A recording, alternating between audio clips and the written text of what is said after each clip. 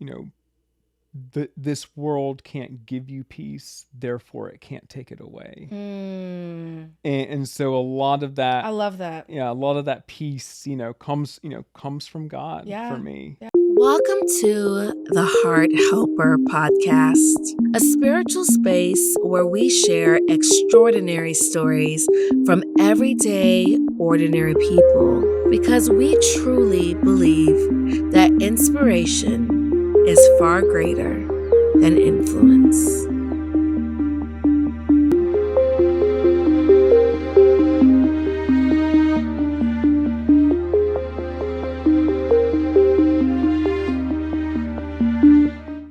Hi, guys. Welcome back to the Heart Helper Podcast. I am your host, Jody Smith, and I am very, very excited to be here. I have been trying to get this young man, I'm going to call you a young man, on my podcast for a few weeks now. Today, I am very thrilled to have Mr. Adam Stevens on the Heart Helper Podcast. Thank you today for being a guest, taking the time out of your schedule, and to share your story with us. How are you today? I'm feeling really excited about this. And I too have been looking forward to this. Yeah, I'm like, let me just reach out to him again because I know you have a beautiful story. I know you have a relationship with the Most High, and I'm like, I just want to hear all about it. So I'm looking forward to it. So to give you guys some insight on Adam graduated from the University of North Georgia with a master's degree in counseling with an emphasis in addiction. Adam was the first student accepted into the inaugural addictions track at UNG and part of the track's first graduating class. Adam has a passion for serving those with mental health and addiction needs due to his personal experience with addiction and current need for quality addiction and mental health counseling.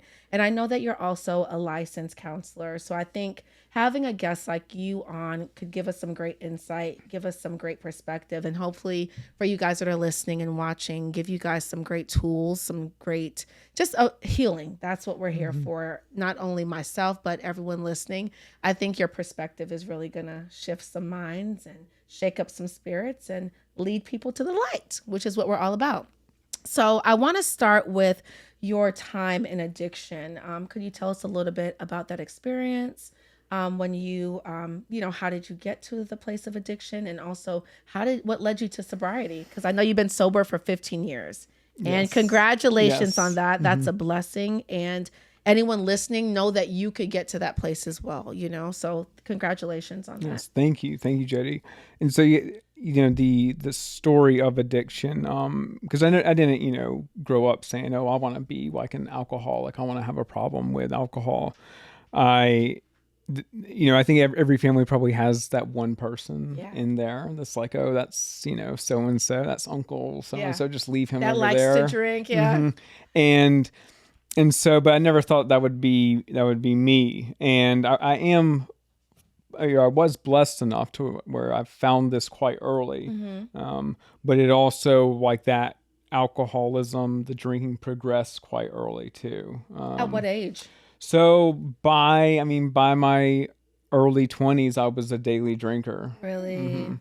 And I think I've first found alcohol in those early teenage years, 13-ish. And come to find out, that is a great predictor for developing an alcohol use disorder, alcoholism later in life. And so it took off quite rapidly, and never really had that ability to stop. And it led me to receiving a lot of consequences early on, a lot of legal consequences.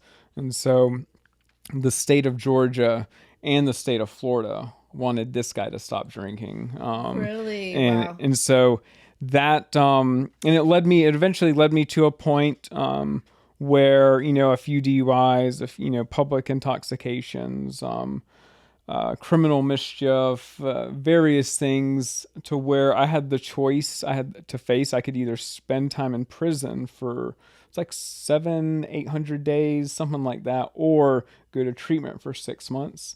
And, I do the math real quick in my head, like 6 months, 700 days, like which one's shorter. And so I chose 6 months. Yeah, absolutely. And Prison would not. No, yeah, prison's a no. I'm not cut out for prison. And I mean, I don't know if anybody is Yeah, really. no one wants to be. Yes. And so I had an opportunity to go to a place here in Atlanta, actually. Um, and so I also had a child on the way. So I At had this time, how old were you? 25. Okay. 25, yes. And so and I had three girlfriends at the time, or and well, over the course of that last year, and one of them I got pregnant, one of them went to treatment, and one of them sent me to jail. So that shows you just kind of the just the chaos I was bringing to people's the environment lives. that you were in. And that was so it was very chaotic, the chaos and turmoil I put my parents through, them like, oh gosh, like, where is he in jail, is he alive, what's he doing? And so I went into this treatment center. It was all, gender specific, men only.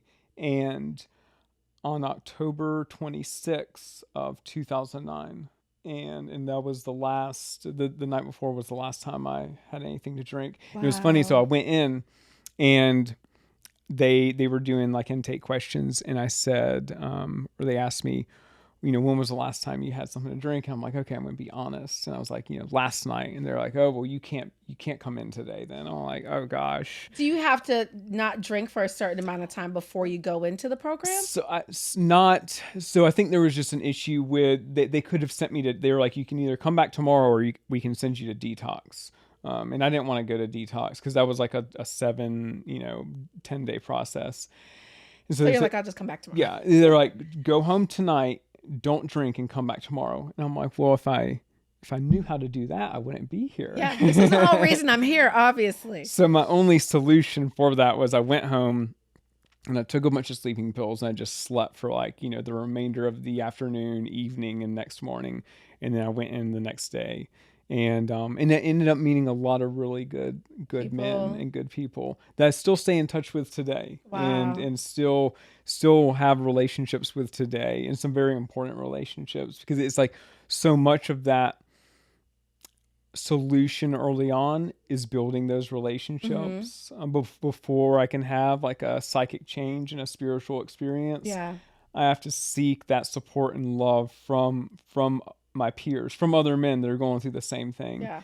Do you feel like you got that support from them because you guys kind of understand what you're all experiencing, because you're going through something kind of similar? Yeah, going through something similar. It's like, we're all on this ship together. Yeah. And then just God put a lot of good people in my life at that time. That knew kind of had a lot of other interests too, and it became a lot of, like, I look back on it now with nostalgia, even though probably in the moment it wasn't that fun, like going, feeling just physically ill, restless, irritable, probably angry. But looking back on it now through a different lens, it's like, oh, that was like a very simple time. And like, I was like surrounded by other guys, and we could just do really whatever we wanted to. And you guys understood each other. Yeah, and it was fun. And so I think of it with joy and like gratitude today. And just how lucky I was to be able to experience that, and then two, to be able to actually get it and remain sober for 15 years. Throughout. Even having the opportunity, I think, to be able to say, hey, do you want to go to prison, or do you want to go to a program? Because even, I've shared my DUI experience on a few episodes back. During the prevention class, there were some people that were in prison that didn't have an option because they killed someone drunk driving, So even having the option to pick between the two was a blessing. Oh, absolutely. And this was still, I mean, treatment's very abundant now and common, but this was before that time, right before it started becoming more and more abundant, and those options were on the table. So it was, it does not get lost on me how like lucky I was for that to take place, and to be able to utilize that opportunity for, and I mean, even though probably like I probably didn't appreciate it as a 25 year Oh, of old, course at the not. Who time. appreciates anything when you're 25? None of us. But looking back, I'm like, gosh, it was so, it's like there are these moments in life where like we can like take a wrong step in one direction. It can have, an outcome that is catastrophic for the next decade plus. Absolutely. Absolutely. And so it's like where, and that was one of those moments. And even months into because I was so 6 months, right? In my head, I'm like, okay, I was looking at like, I gotta do my time, and then I'll get out on 6 month on day 180. And I was preparing to do that. And I'm like, I've got a kid on the way. I got to get a job. I got to do all I got to these figure things. life out. Yeah, I got to be an adult now. And so I came up with this plan I was going to move back in with my parents. And like, I've even got my discharge paperwork. I'm ready to leave. And everybody's signing it. And then like, I think it's a few days before I'm supposed to leave, I walk into one of my therapist's office, and he's sitting there with my parents. So I'm like, oh, what's this? Are you guys Is this, picking me up early? Yeah, must be picking me up Yes! early. Must be, this one am I getting an award for like the best patient in rehab? I did good, Mom. I did really good. And so he, behind my back, had talked to my parents about, he doesn't need to come home. And I was like, He didn't think you were ready. Well, he goes, you can leave, but you're not moving back in with them. You're not doing that to them. You don't. And so looking back now, it was the right thing for him to do. Oh, and it probably saved my life. Yeah.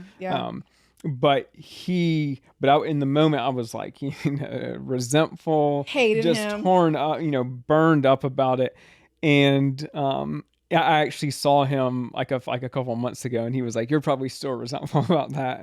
Actually, I'm not. Yeah. I've healed. And so,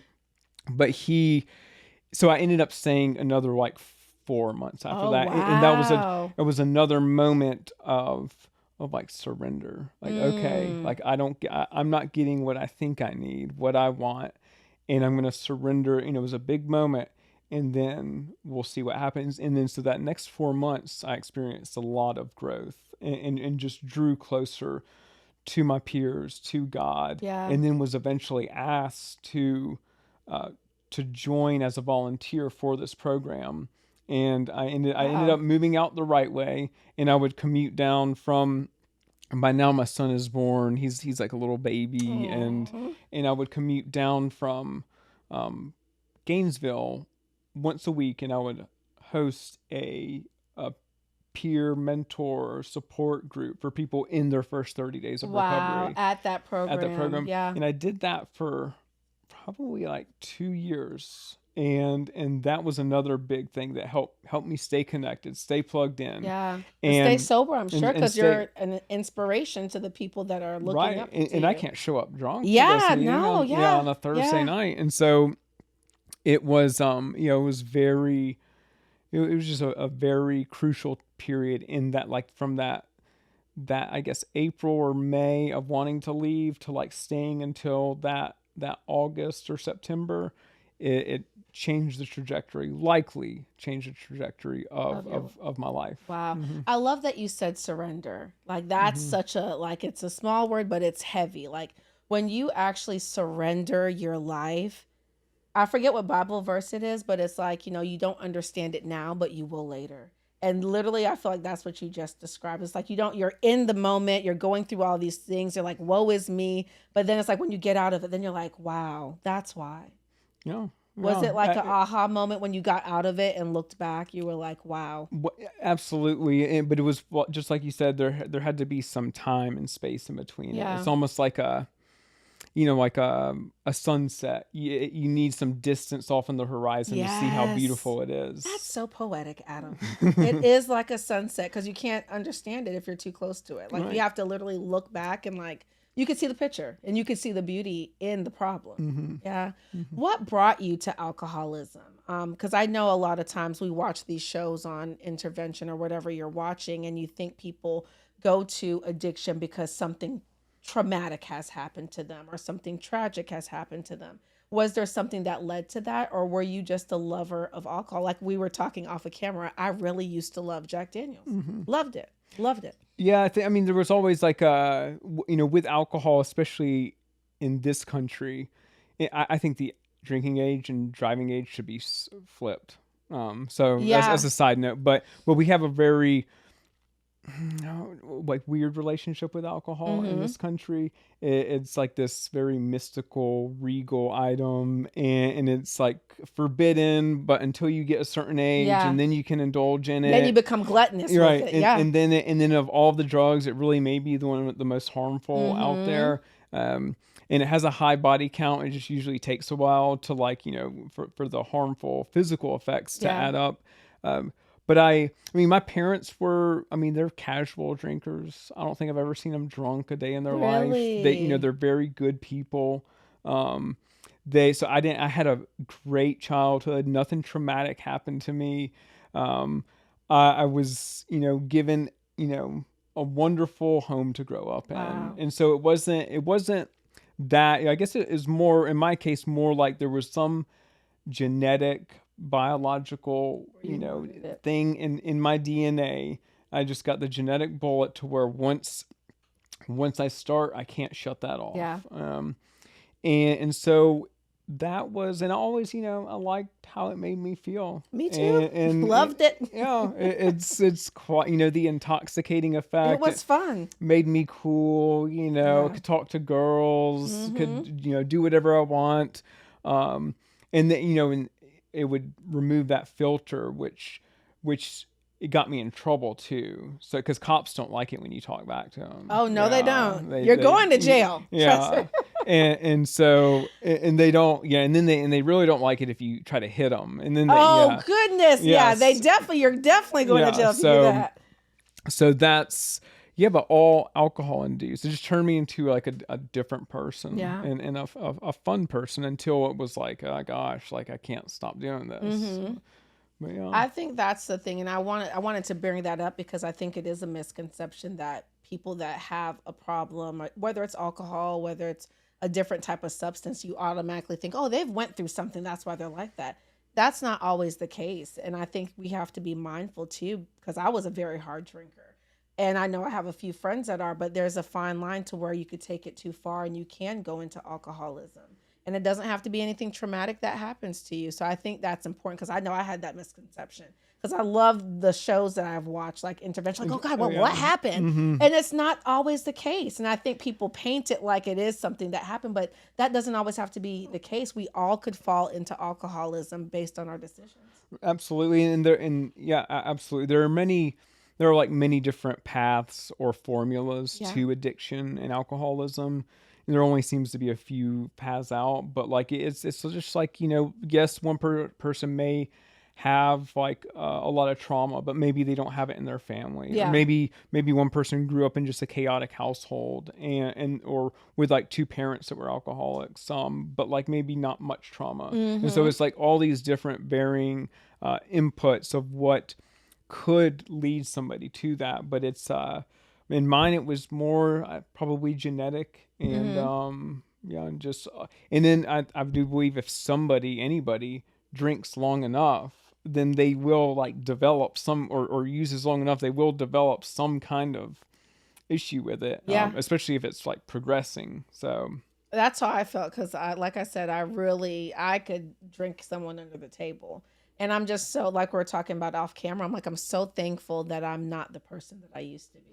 You know, even in the word, it talks about people that are drinking champions. Like, woe to them that wake up and live to drink. When I read that in Isaiah, I was like, wow, I was a drinking champion. Right. So now that I read the word, like literally all the rules for living are in there. But it says in the word, like, woe to those that are drinking champions. Like you're literally ruining your life if you wake up and live to drink. And I read that, it was just such an aha moment for me, Do you think it was difficult staying sober? Like, what did you really struggle with? What was one of your biggest challenges with staying sober?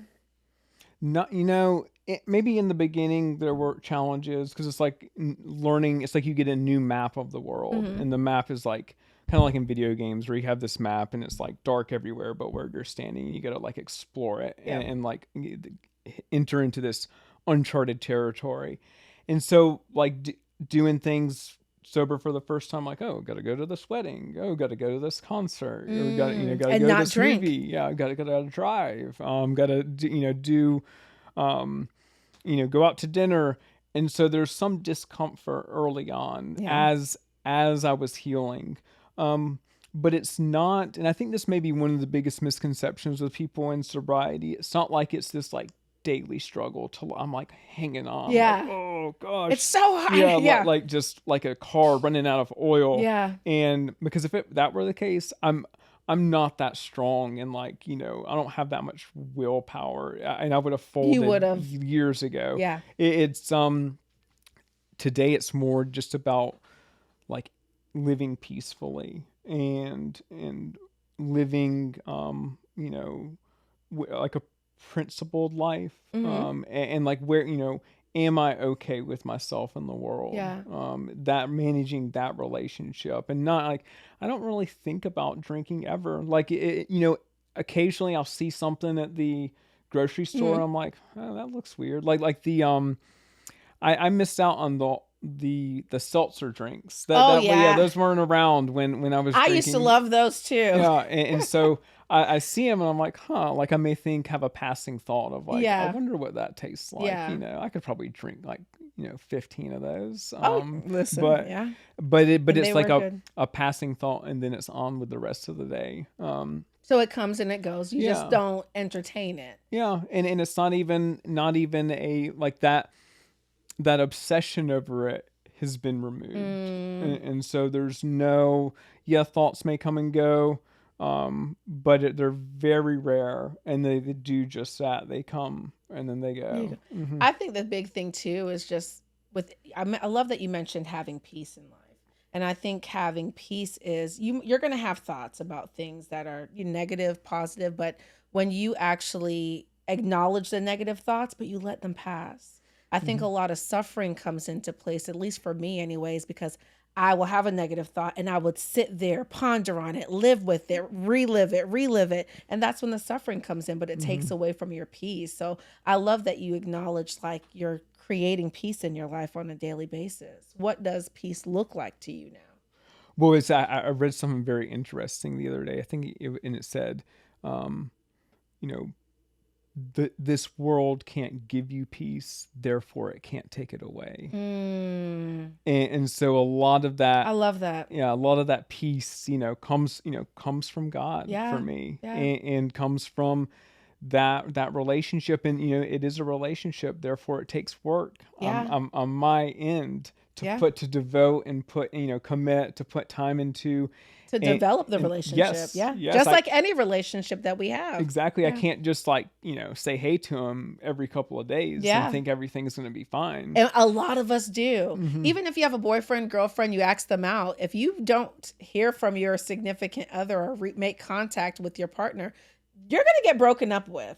Yeah. And I feel like sometimes we think God is different. Like we don't have to work on that relationship. And I always say, like, I grew up in the church and I had a relationship with God. I was in the choir. I sang solos. I did all the dancing, but I never had a relationship with God. I would just talk to God really quick. Oh, thank you. Good night. And that was it, Hmm. but being in my adulthood, I've really have become more spiritually sensitive because now I have a relationship with God. Yeah, this Yeah. is beautiful. It's Yeah. beautiful stuff. Has your relationship with God strengthened throughout your journey? And how do you maintain it? Because it seems like that's what really is the key foundation to sobriety, in my opinion. Would Yeah, you it, say? it certainly is in my case. And how do I mean it so it has evolved and Hmm. developed, it like from day one to year one to where I am now is different. And it's kind of like what you were just saying, is it goes back to that communication, that constant contact, Yeah. and continuing to develop that relationship and pour into that relationship, and also doing what he asks. Yeah. Being obedient, Yes, surrendering. and like, and I do a lot of that, prayer, Hmm. meditation, journaling, being of service. I don't I don't know if there's anything more spiritual than being a service to our fellow man. And that, it's like, I heard somebody say the two most spiritual things we can do as human beings is forgiveness and being a service. Yes. Yeah. And they're two, they're not easy things. They're not easy. They don't at least come naturally for me. Not at all. It's not like my baseline. Like, I don't wake up and say, oh, I've got to go out and like help. Forgive everyone and help. Yeah. Yeah. But I feel like that is why we're here. Like, I always say, like, I could forgive, but I'm not going to forget. But I'm like, do you really want to just care? Even not forgetting. Mm-hmm. What if God did not forget some of the things that we did? What if we weren't forgiven for some of the things that we did? I could imagine. Absolutely. A friend of mine, he has this saying that he says a lot, and it's thank God life isn't fair. Yeah. Thank God. Yeah. Could you imagine if it was? Where we'd be? I'd be underneath the prison. Mm-hmm. Yeah, absolutely. Absolutely. What's some of the things that you do to be of service to others? I know we're supposed to be fishers of men and, disciples, bringing people back to the light. And I think service is like a top priority, like that we should be focusing on. Like, I feel like God is pleased when we are of service to others, because anytime we're not, it's like, are you living in spirit? Or are you living in self? So how do you serve other people? Yeah.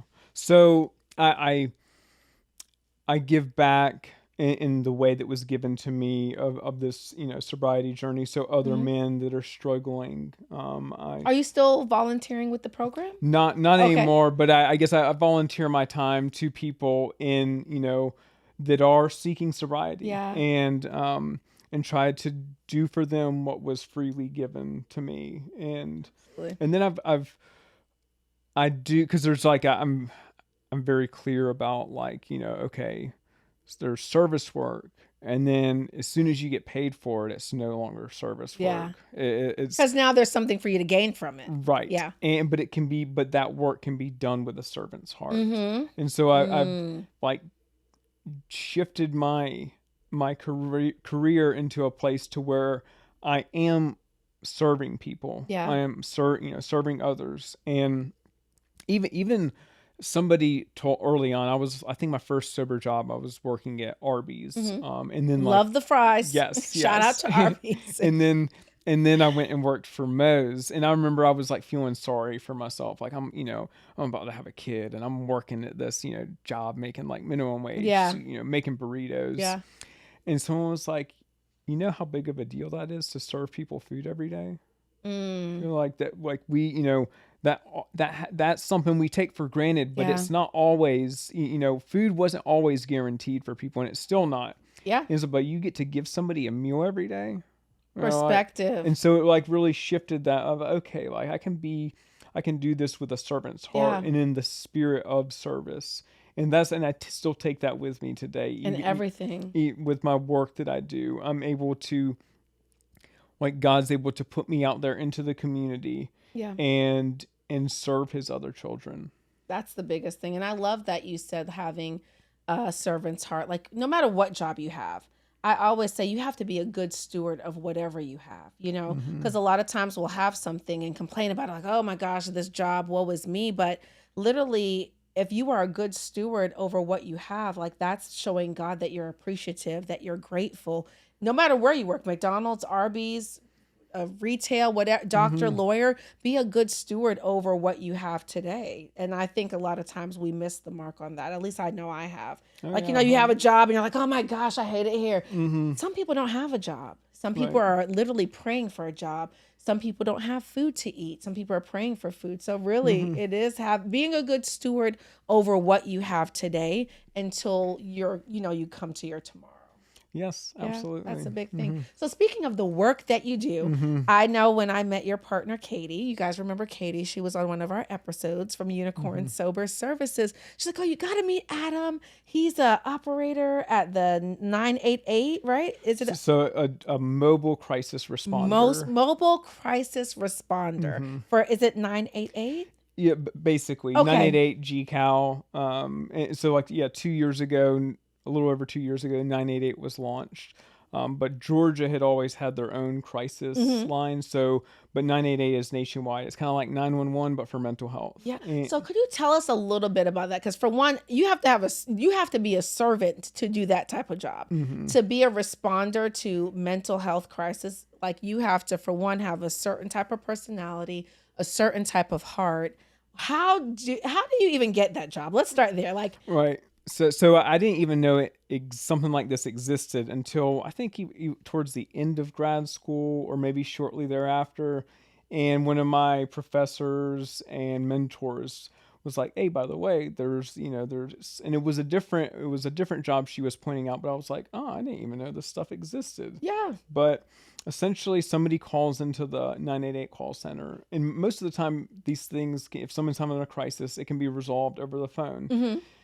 No, if it can't, and they send somebody like me out into your home, or out into Walmart, the Waffle House, your school, and they send two of us. So there's two people that go out and assist, assess, and provide this person resources.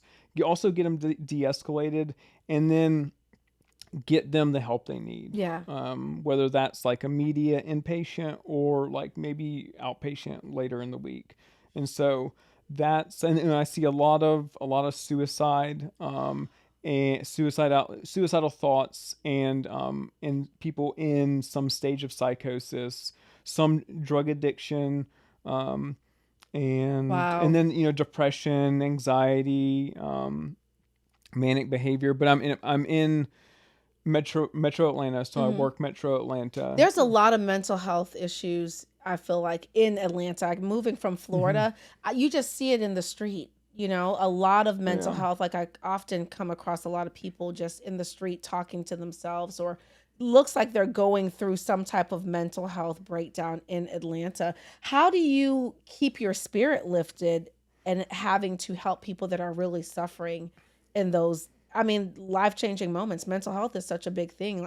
I know for me, like, I couldn't be a 911 operator. I couldn't be a responder to crisis, because I'll be crying with them. It's not for everyone. Right, So right. how do you keep your spirit lifted in that type of job? Yeah, it's so I do a lot of the work we were talking about earlier to like stay connected to that relationship With and God. like and I do go to some probably some of the most dangerous parts of Atlanta doing this job, but I've never felt unsafe, because I've always felt like I have this like this voice, this message from above that says, Yeah. like, I will protect you. Yeah. If you have Always. if you have good reason, go into these places. Like, You're covered my and you're cloak of protected. protection will be with you. Absolutely. And not that like the people I'm seeing are dangerous or scary, but just like some parts of town can Yeah, be. no, yeah. And so that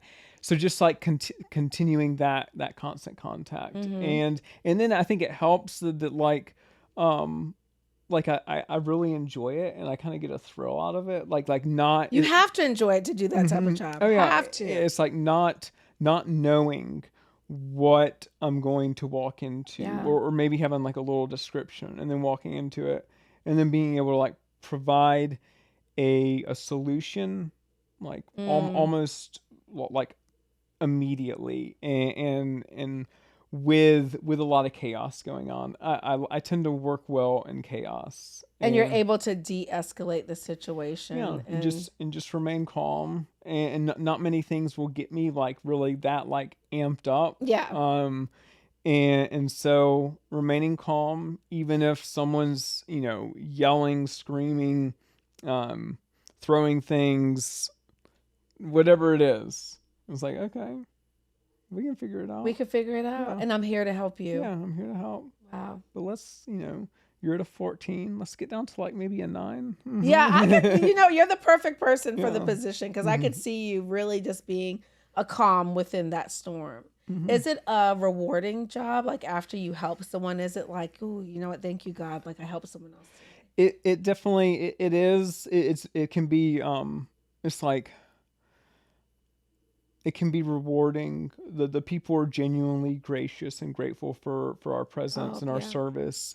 And so it's very rewarding, but it's also, it's like I found that like oftentimes the greater the reward and the greater the meaning of something, also the more draining and exhausting it can be too. On you. Right. Yeah. Right. So it has like high reward for it, but it also it takes It takes a a lot. lot from me, and so I'm very strategic about like when I work and my days off, and so because So you could refill yourself back up, because I know you're pouring out a lot, and that's why I wanted to ask, because a lot of times when you're being that helpful to people, especially mental health is such a big crisis, not only in the US, but everywhere. But when you're pouring out into so many people that really need your help, you have to be mindful to take a step back so you can replenish yourself as well. right, because it's like, keeping like a lumberjack that's keeping his axe sharp. Yeah. Like he needs to sharpen it every time he You goes with out.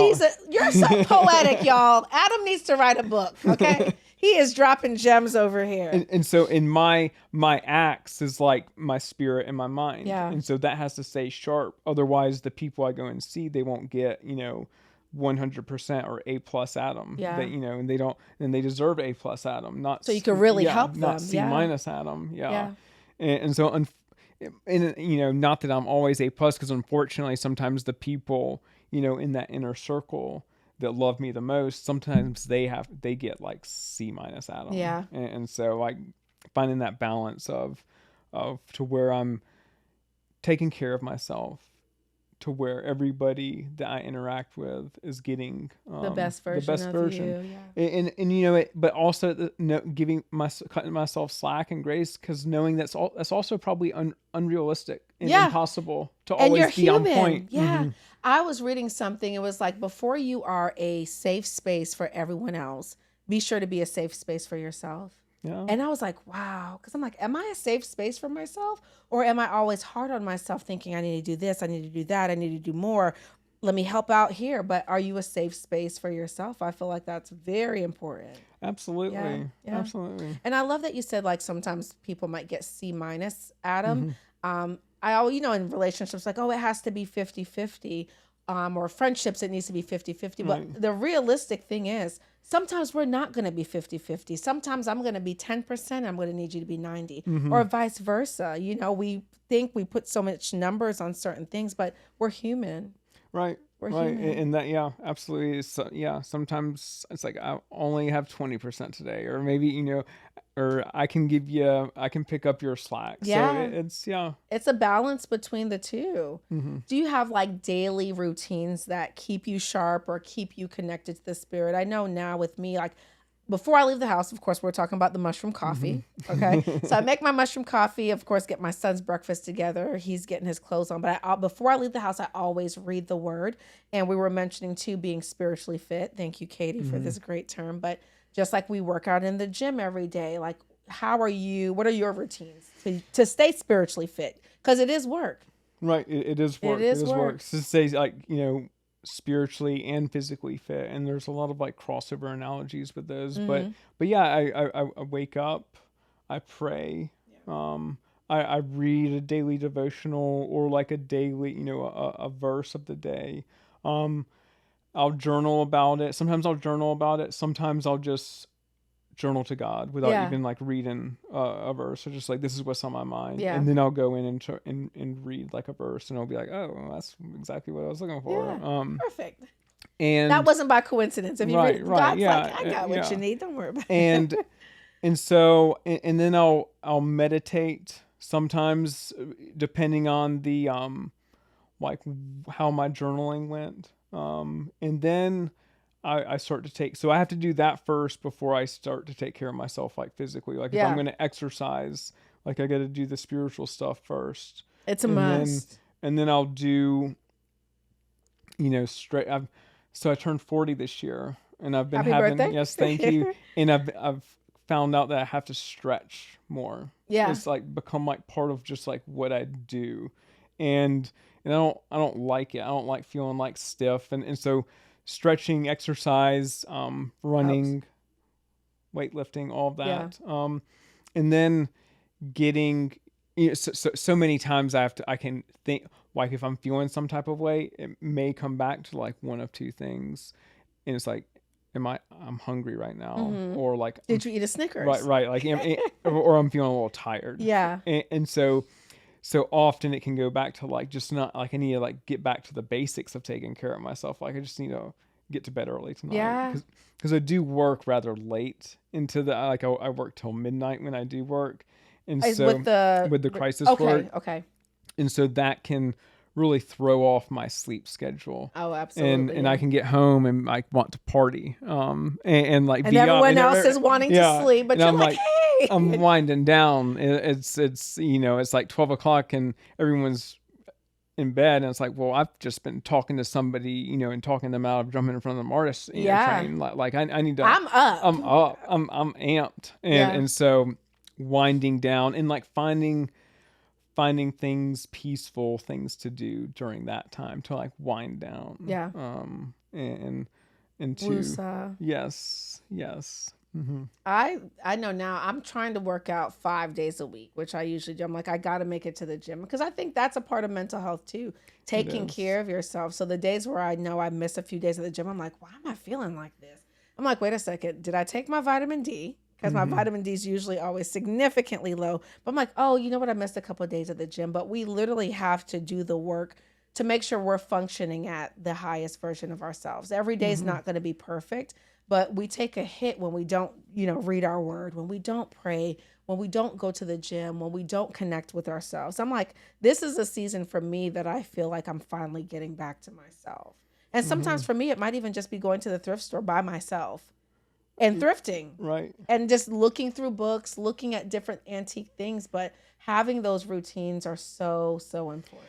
It is, and this one thing I've never really been that good at, of like the discipline and the routine. Like, if a doctor were like, look, you have to take this pill every day at 5 o'clock, or else you will die if you miss it one time, I probably would have been dead. Oh, like, good. Yeah. Like, so take me now. It's gonna take me now. And so, don't even worry about prescribing it because I'm not gonna do it anyway.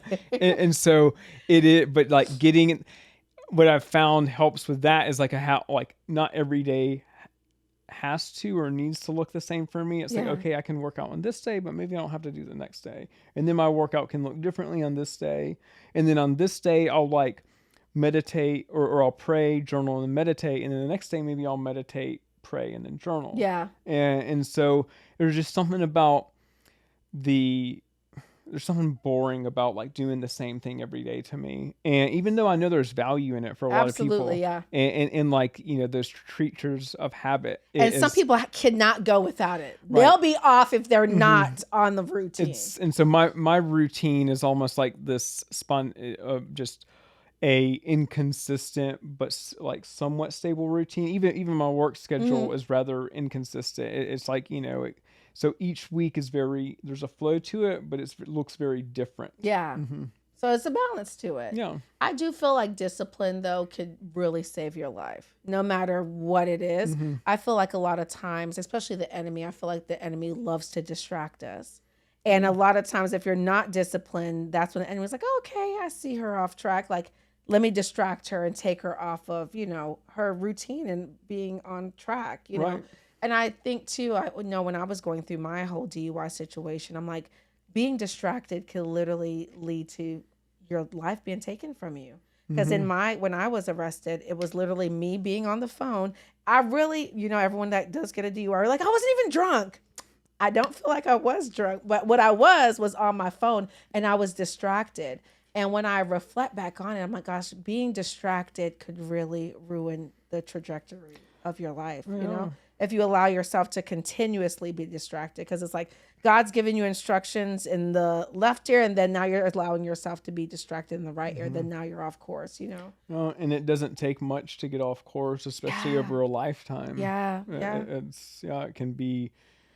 you can end up somewhere completely differently. Completely different. That's why now I try to be mindful of my distractions, or even being on my phone in the car. I'm like, I notice now that I'm less distracted. I'm not perfect, but I'm not on my phone as much. But then I'm looking to my right, I'm looking to my left. I'm like, everyone's on their phones. Am I the only one paying Right. attention to the road?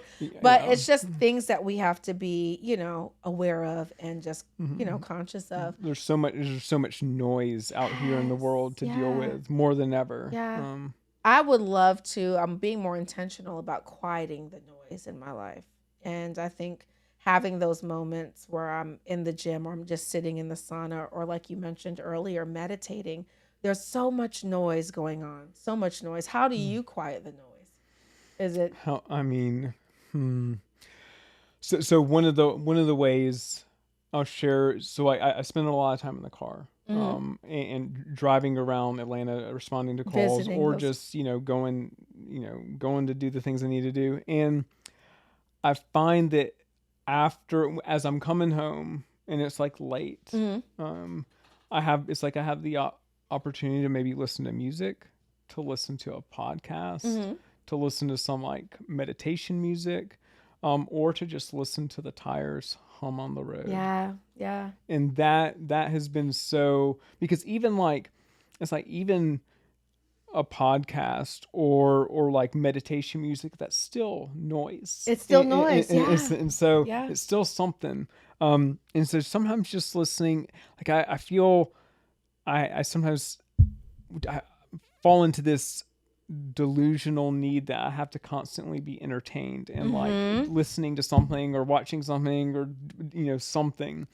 And sometimes it's nice just to listen to tires on 285. Yeah. And there's a lot of tires Yes. on 285. Yeah. Yes. And so that, and like waking up, and which I was really good at this for like I had a friend that we held each other accountable on this of like, when you wake up and first thing in the morning, like you don't need to reach for your phone. Yes. It's Adam, like, speak on this, because that is something that I had to stop doing. and just don't look at it. You know, maybe turn your alarm off and then go do what you need to do. Yeah. There's nothing, we think we're so important, And we're really not. Yeah, or like our that people need. There's a few people in our lives that are really, really important, and to them, to each person. To each person in this room, there's a very good chance that you are the most important person in the world to that person. Absolutely, yeah. But the vast majority of people, they're not worried about you. Yeah, they can wait. They are literally not worried about you, but you're so worried about them. Did they call me? Did they email me? Yeah, and they can wait. They can wait. Yeah. And whatever it is can wait. It could wait. It's that right there. It could wait. It can wait. It could wait. It can wait till till at least you brush your teeth, take a shower, and drink your mushroom coffee. It drink could your wait. coffee. Yeah. Or read your word now before I pick up my phone, because I was one of those people. Oh, did I get an email, or do I need to check this or check that? I'm like, I'm not picking up my phone until I read my word. So when the alarm goes off, I shut it off. I, get my son together, but I read my word. I don't even pick up the phone, because I'm like, we are being entertained to death, whether it's social media, whether it's the shows, whether it's the music, even podcasts. There's so many out there. And depending on what you're consuming, we are literally being entertained to death. So we are constantly distracted. Yeah, absolutely. Yeah, we're constantly distracted, but it could wait. Yes, it can wait. It could wait. As you look back now on Adam today, and again, congratulations on being sober for 15 years. Y'all clap it up for Adam in the car, wherever you are. Well, don't clap in the car. We were just talking about that. But, that's just such a huge achievement. Like, does the Adam today ever think that you would be in this space? Like, you ever look back on your life like, gosh, I can't even believe I'm here. Like, I can't believe that I'm the person I am today. And as you look back and ponder on that, what would the Adam today tell the Adam from the past? Because there are some Adams that are going to listen to this. There are some Adams watching this, or some Jodys or whoever that have experienced who you were in the past. What would you tell the Adam? What would Adam now tell the Adam then? Oh gosh. Because this is an interesting question and like thought experiment, because I don't know, even if I like showed up to Adam in to 25, 24, 21-year-old Adam, and I showed up. I'm like, look, I'm you from the future. Get it together. We still, you still kind of look like me. Yeah. Young Adam would probably tell me to, shut the F up, and would be like, what do you know, you 40-year-old man? And you're so old. And so, I don't know if there's anything I would probably tell that young man, be like, look, you're in for a wild ride. Yeah. But it'll be worth it. And yeah, and don't, listen to people. Yeah. But it's so young Adam would probably think this version of Adam was probably like a loser. Really? but also like deep down probably like hope for that. And so yeah, it's like there's so much to penetrate with me when I was like in that like 15 to like 25 age range. And I just was so focused on myself and what I could do for myself that it did, like, so if someone came into my orbit, I'd be like, what, who are you? Or what can you do for me? Yeah. Yeah. And so that has been, I guess, the biggest shift is instead of focusing on me, focusing on others, and not, I am by no means perfect at this, or even like maybe even particularly good at it most of the time. I think you're good at it. If you've been sober for 15 years, you got something down packed for sure. Right. But something's working, Adam. Yes. But I guess just the focusing on others, and that's the tricky part, because it's like my baseline is to wake up and to think of myself, and to think of like, oh gosh, what do I have to do today? What am I, how am I going to take care of this? What do I need to do? Where, what's, where am I going to have fun today? What can I do? What am I going to drink? Yeah. What am I going to do for fun? So that, and so that's why it's important to when I wake up today is to go to the Spirit. Yes. Go to the Spirit. And start the day off that way. Yeah. I think it's like you've had a transition from being focused on self to being led by the Spirit and present in the Spirit. Because I know a lot of times they talk about how we are 3 entities. We're spirit, we're soul, and then we are, what is it? Spirit, soul, mind, body, and soul. Mind, body, and soul. Yeah. So really, like, your soul is your personality. We're all different. Like, I like certain things. I love thrifting. You might not. But then that spirit is the connection that we all have to God. So a lot of times when we're so connected to the soul, that means we're connected to self, and it's me, me, me, me, me. But when you're connected to the Spirit, it's like, okay, God is literally that socket that's on the wall, and we have to plug ourselves in, because that's the only way to get charged up, Yeah. So I agree with you on that, because I used to be so focused on self. It was always Jody. But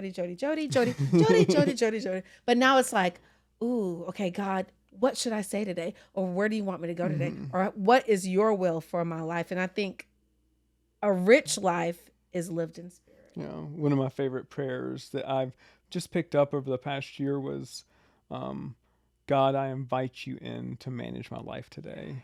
Yes.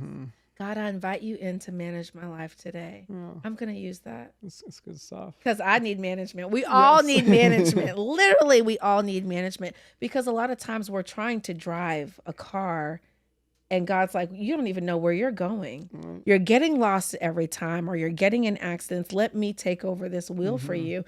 And I love that you mentioned again, surrender, because sometimes we're holding on too tight, and that's why we are suffering. You're suffering because you're not surrendering. And I just know that from my personal experience. I was trying to hold on to so much, so tight, so tight. It was the surrender that really brought freedom. Really brought freedom. Yeah. For someone that is pondering on going into a rehab program, or someone that wants to be sober, what advice would you give to them? Because sometimes a lot of us know when we want to be better, but it's like taking that step. It's like, like you said about the old Adam would have probably thought this Adam was like, oh, he's not cool at all, Yeah, so someone that's pondering that. I mean, it's because if you're pondering it, then you probably know deep down you should change. You should change something about this. And then you got to ask yourself, I guess, like, have I had enough pain yet? Have I put through other people, other people through enough yet? And then, like, are you willing to do the work? Like, only go to treatment if you're gonna do, at least try it out. Yeah. It'd be like, it's like going to the gym, but just like walking around looking at the Like, equipment. why are you here? Like, okay, Yeah. I could do that. Like watching other people work out. Exactly. Like, and then walking out and being like, well, You're not going to get no results from Yeah. watching everyone else work out, become spiritually fit, eat right. You're not going to get any results unless you do the work yourself. So look at it as like a gift and an opportunity. Yeah. And who knows, it may change your life. Yeah. A gift and an opportunity. So sobriety to you is a gift and an opportunity. Yeah. I love that. A gift and an opportunity. I hope that you guys take that and open up the gifts, and really discover the life that's inside of that gift, because there's so much life in sobriety. Like we were talking about earlier, like being sober is really the drug. Being present is really the drug. Really being able to experience life, that is the drug, and it is the high. Like sometimes I look out my window and I notice blue jays. I'm like, wait a second, how did you guys get down here? Because I'm from Toronto originally. So anytime I see a blue jay, I'm like, wow, look at that. Or when I see the trees just waving, I'm like, look at the creations that God has made. Like I was telling my son today as I drop him off to school, because not only do I pray for him, but I pray for the other kids at school with, those shootings that have gone on. Like, it's just like, I can't be selfish enough to only pray for my child, but I'm like, God, bless every child, not only at this school, but every school. But I was telling my son today, I'm like, there's so much to be thankful for. So much to even being able to blink your eyes, wiggle your toes. There's so much to be thankful for. And I pray that we never forget that. Yeah, there is this and it's easy to forget. It's the like if we're not looking for it, like if on your way to the to the studio here today, I would have asked you, like, count all of the red cars that you see. Yeah. And you would, oh, Adam, I saw like 25 red cars on the way. No, if you weren't looking for them, you never would have noticed them. You wouldn't have counted them. Yeah. And so the same with gratitude and the good things in our life. We can, if we're not looking for them, they can just fly right by us. And then we can focus on the bad cars. Yeah. The bad things. Yeah. Like, and because those things are there too to focus on. Yeah. It depends. It's like, what, do we want to focus on the good or the bad? Yeah. Choose what you want to focus on. And I think that's life changing. When you actually shift your perspective and choose what you want to focus on, choose to think about the positive. Ponder on the good things. Anything that's good, anything that's great, choose to ponder on those things. And I just feel like there's something about you that's really poetic, and I know that I could just feel that you have a connection with the Most High. And I pray that you continue to develop that. I pray that I continue to develop that, because there definitely is a peaceful presence about you, for sure. And I hope that the people that are listening also get that. So as we close out, I always ask my guests this. So I'm going to start the statement and you have to finish it, whatever first comes to your mind. Okay. So the first one is, I am.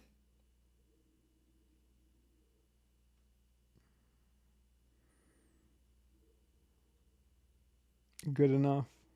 Yes. I can. Do anything. I will.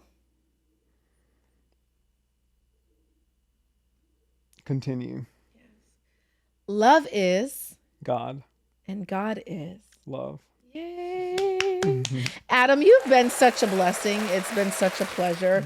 Thank you for taking the time to share your story. I hope that when you guys hear this story, I hope that you guys are inspired. And I always say, I just never want to be in a space where we're trying to influence people. The only purpose of the Heart Helper podcast was to be an inspiration. In a world full of influencers, please choose to be an inspiration. Share your story, share your truth. Have the courage to be vulnerable, because you just never know who you're going to save. You never know who you're going to help. You never know who is going to hear your story and be like, you know what? I want to connect with God because Adam talked about God and I loved his energy. I loved his presence. So as we go on throughout the day, may we all be fishers of men. May we be disciples and may we be inspiration. So guys, this was 34. Yeah, episode 34 of the Heart Helper podcast. I can't believe we're on episode 34. So I hope you're inspired. I love you guys. Until next time. See you guys soon.